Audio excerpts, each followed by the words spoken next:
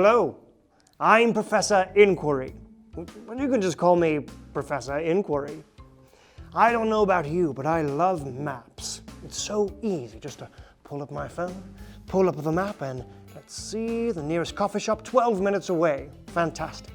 That's the magic of maps. Or is it? What if I were to tell you that you had to navigate your way to the nearest grocery store, park, or any place without using your phone? Do you think you could do it? For centuries, people relied on paper maps just like these, made by cartographers. Those are map makers, for those of you not in the know.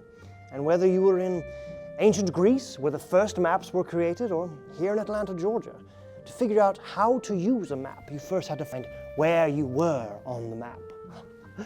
All right, let's dive in, shall we? Okay.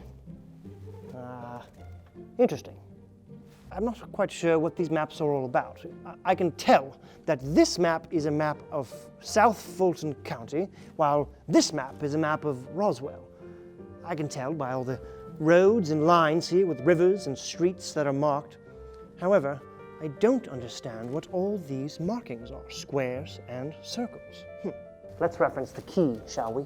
The key, or the legend, it has all the information needed to understand how to use the map.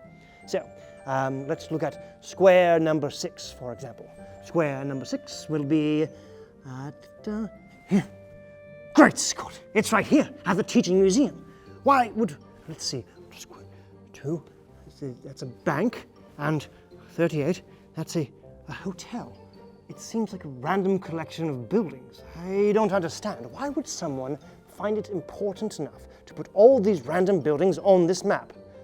Do you see any clues or any hints of when or why these maps were made?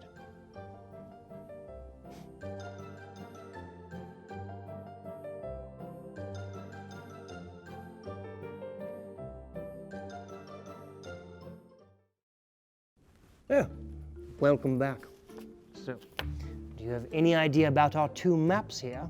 When were they made? Maybe we should give my good friend, Dr. Nima Peters of Bossy a call. Hello, Professor Inquiry. How can I help you today? Hello, Doctor. Well, my friends and I are just wondering about these two maps. I recognize all the streets and buildings, but I cannot make sense of it. I don't know why the maps were put together. It's all quite disturbing. Well, I'd be happy to help. Indeed, the maps do identify different buildings in the neighborhoods of Fulton County. That assessment, Professor, is accurate. But even though it may not seem like it, I'm confident that the buildings all do have something in common. To be sure about it, we'll want to know when the map was made and who it was made for. Can you see any other clues that might help, Professor? Well, I see here it says the word fallout shelter. Could that be helpful? Indeed it is, Professor.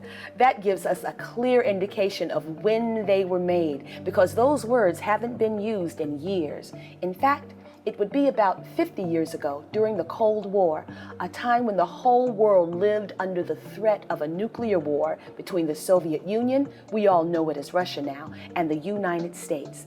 This era lasted from the 1940s to the 1990s, but was particularly eventful in the 1960s, when maps like these were made. Imagine it. In those days, there were literally hundreds of nuclear bombs at the ready, but not being used. That's why we called it the Cold War.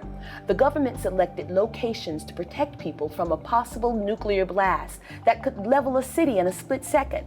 Now, a lot of people had their own shelters in their basements. But what if you didn't have a basement? Or what if you weren't home when a nuclear attack occurred?